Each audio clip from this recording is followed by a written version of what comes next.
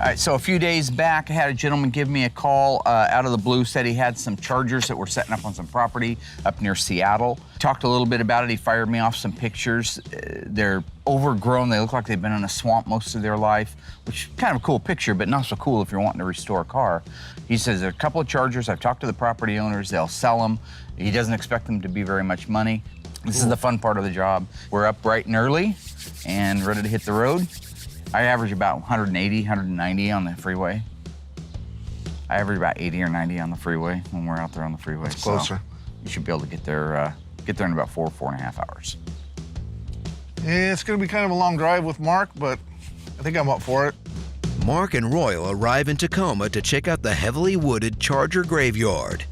Mike is there with a rollback, just in case these cars are worth salvaging. Jim Pfeiffer, nice to meet Jim, you. nice My to son meet you. Kyle. Kyle, how are you? Chet. Chet, nice to meet you. Chester. Chester? Yep. Good name, I like Chester. That's all right. The destination where the cars are, so we're pretty excited to see them, see what they are. Again, I don't really expect them to be much more than what they look like in the pictures, but you know, a VIN's worth 1,000 words, as they say. I kind of coined that phrase, so VIN's worth it. It's like a picture's worth 1,000. Mark Twain said that, but he's been overquoted, so. You ready to see him? Why don't you enjoy the moment? Why do you always have to ruin it by, let's go down there, let's get it done, let's get back. What do you have to do No, back in let's town? see. You have nothing to do. Let's It's a see 'em. vacation. Let's see him. You don't take vacations. Looks like we're gonna go down and take a look at the cars now. So that's you. exciting. No, I wouldn't want to upset your apple cart. Thanks, buddy. Oh, wow. Wow, yeah, it's amazing. Yeah. Look pretty rare, don't they? Yeah. When I walked around the corner, my first impression was, wow, they've been there a while.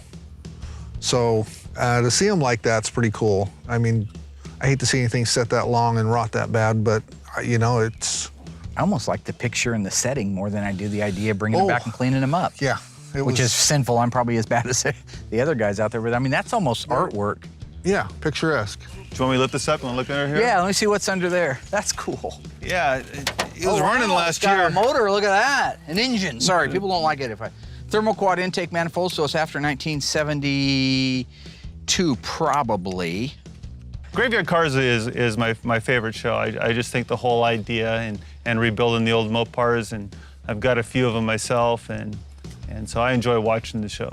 Yeah, I enjoy it because he keeps things all stocked, brings them back to life like they were original. Back when I was a kid, and enjoy that. I think he knows a little too much, though. He gets a little... You know, he knows every nut and bolt, which is maybe says something. For example, the Daytona Charger in '69 uses a factory '69 wheel opening molding, but it's extended about 6 inches. Wheel opening molding car, left-hand outside remote mirror. That doesn't look like it's gonna open. See, both seats are out of about a '73 B body.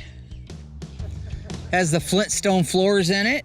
They've been on my property here for about 20, 22 years here. I got them from my brother. It came with another car that we had, 68 Charger. He wanted them moved over onto my property, so we moved them over with a tractor onto our property.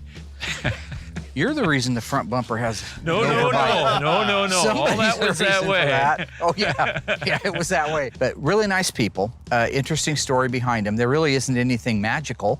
They just kind of got passed from one set of hands to another set of hands, I think, forgotten about. And it's funny because time will fly, and you hear that, but it's true. When he parked those there 22 years ago, over 2 decades ago, I doubt very much he thought they'd be here now. A very well-deserving trip. These cars have been rotting and decaying into the ground for years. It's sad to see that, and yeah, it's a shame, but at the same time, it happens.